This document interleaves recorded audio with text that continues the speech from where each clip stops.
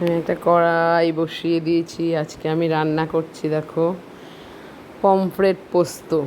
Pomfret পোস্ত অনেকেই খেয়েছো, হয়তো অনেকে খাওনি, তাই তোমরা এটা আমার রান্নাটা দেখো।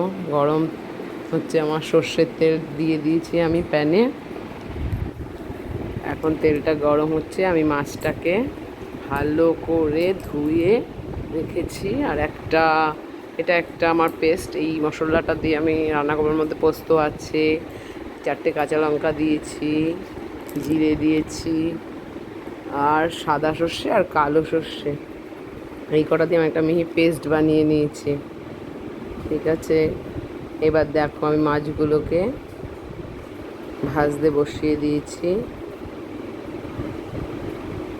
আর কটা মাছ ভাজা হয়েও গেছে, আর কটা আমি বসিয়েছি। আমি এবার এই মাছগুলোকে উল্টে পাল্টে ভালো করে ভেজে নেব। দেখো মাছ কিন্তু একটু লেগে নেই, এর কারণ একটা আছে, কিন্তু এখানে আমি একটা টিপস দিচ্ছি।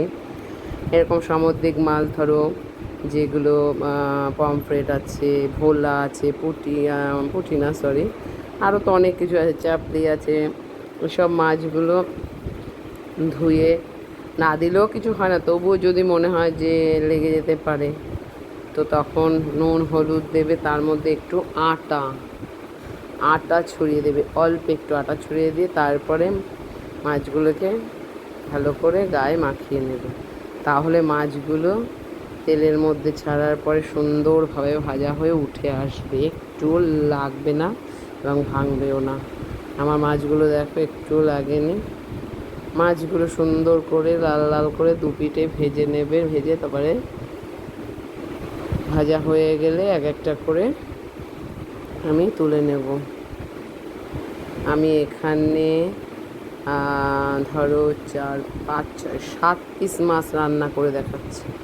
7 পিস মাছের জন্য আমি তোমাদের পরিমাণ মতো যেটুকু মশলা দিয়েছি সব আমি বলে দেবো। তোমরা যদি এর থেকে কম মাছ করো তাহলে এর থেকে কম মশলা দেবে, বেশি করলে পরিমাণ বাড়িয়ে দেবে, এটা বুঝে দেবে।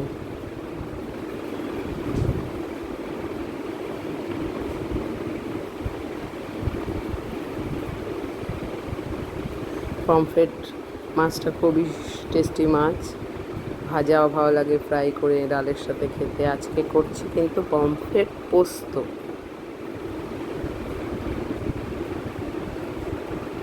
মশলাটা আবারও বলে দিচ্ছি, যে পেস্টটা বানিয়েছি।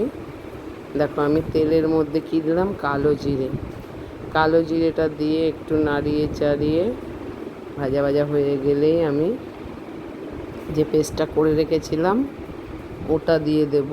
কাঁচা লঙ্কা, পোস্ত, সাদা সর্ষে, লাল সর্ষে, একটু জিরে, তবে পোস্তর ভাগটা বেশি দেবে যেহেতু এটা পমফ্রেট পোস্ত। আর সব মশলা হাফ চামচ, পোস্তটা পুরো 1 চামচ বা 1.5 চামচ দেবে। পোস্ত দিলে একটু বেশিই দিতে হবে। আচ্ছা, এবার আমি এটাকে কষাচ্ছি। হাফ চামচ লবণ দিলাম, হাফ চামচ হলুদ দিলাম, আর দিলাম একটু রেড চিলি পাউডার।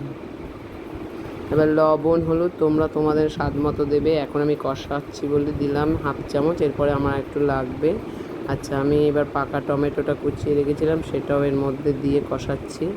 দেখো আমার মশলা থেকে কিন্তু তেল অলরেডি ছেড়েও দিয়েছে।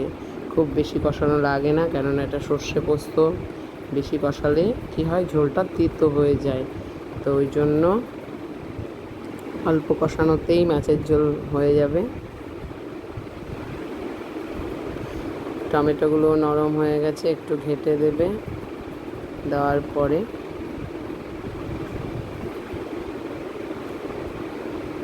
আমি এবার এখানে এর মধ্যে কিন্তু জল অ্যাড করব। ঠিক আছে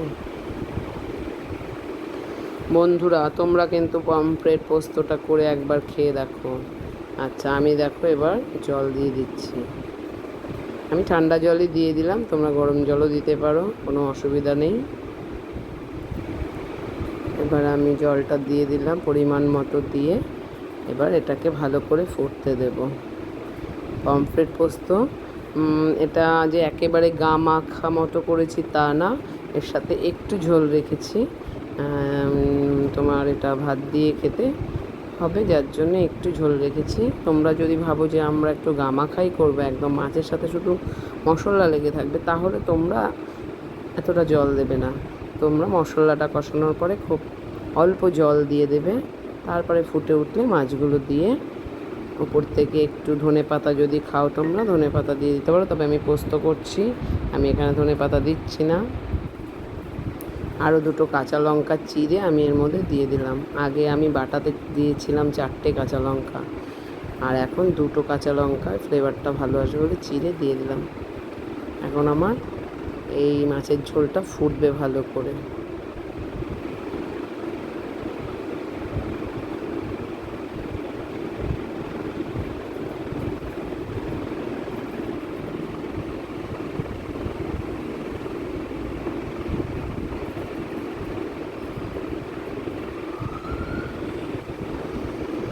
আমার চ্যানেলটা তোমাদের যদি ভালো লাগে তাহলে তোমরা একটু আমার চ্যানেলটাকে সাবস্ক্রাইব করো, লাইক করো, কমেন্ট করো, আর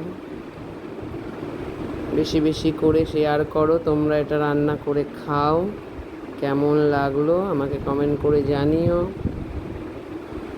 আর আমার নোটিফিকেশানটা চ্যানেলে গিয়ে অন করে রাখো, অনেক নিত্য নতুন রেসিপি তোমাদের সাথে আমি শেয়ার করব। আমি আরেকটু লবণ দিলাম, এই লবণটা তোমরা একটু দেখে তারপরেই দিও।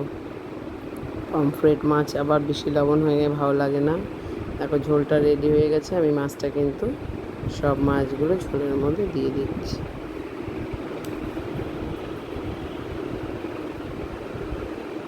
বেশি নাড়াবে না, কারণ নরম মাছ, বেশি নাড়ালে ভেঙে যাবে।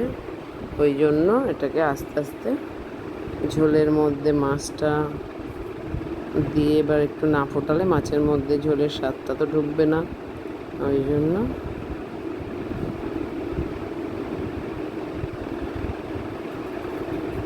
মোটামুটি ঝোলটা গাঢ় হয়ে যাবে, তারপরে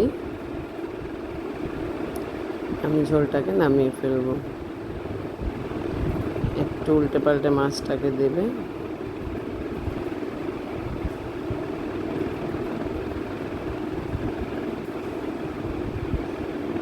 লবণটা তোমরা বারবারই বলছি একটু স্বাদ মতো চেখে নিয়ে তারপরে লবণটা দেবে, একসাথে বেশি লবণ দিয়ে দেবে না।